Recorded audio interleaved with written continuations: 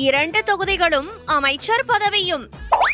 தானும் ஜெயிச்சு கூட்டணி கட்சியையும் ஜெயிக்க வச்சா அமைச்சர் பதவி உறுதி அப்படின்னு களத்துல தீ மாதிரி வேலையை தொடங்கிட்டாராம் சோழ மன்னன் பெயர் கொண்ட தென்சென்னை இலைக்கட்சி நிர்வாகி. பல்லாவரம் தொகுதியை தனக்காக தயார் செஞ்சுட்டு இருக்கிற நேரத்துல அதை கூட்டணிக்கு கொடுக்க தலைமை முடிவு செஞ்சிருச்சாம். அதனால தாம்பரத்திற்கு மாற முடிவு செஞ்சுட்டாராம் சிட்லப்பாக்கத்தாரு. தன்னோட செல்வாக்கால 2 தொகுதியையும் வெற்றி கொடி நாற்றதா சவால் விட்டு வேலையையும் தொடங்கிட்டாராம். 2 தொகுதியிலையும் தன்னுடைய பலத்தை நிரூபிச்சா அமைச்சர் பதவி நிச்சயம்னு தன்னோட ஆதரவாளர்கள் கிட்ட அடிச்சு சொல்றாராம்.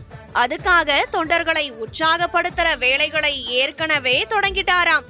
பல்லாவரம் தொகுதியை கூட்டணிக்கு கொடுத்தாலும் அவங்க இலை சின்னத்துல நின்னாதான் ஜெயிக்க முடியும் அப்படிங்கறதையும் தலைமை கிட்ட தெளிவா எடுத்து சொல்லிட்டாராம்.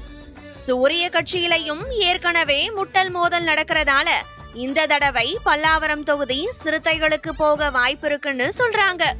அப்படி ஒருவேளை பல்லாவரம் சிறுத்தைகளுக்கு போனா நம்ம வெற்றி நிச்சயம்னு நம்பிக்கையோட சொல்றாராம் அமைச்சர் பதவிக்கு குறிவைக்கிற இலை நிர்வாகி.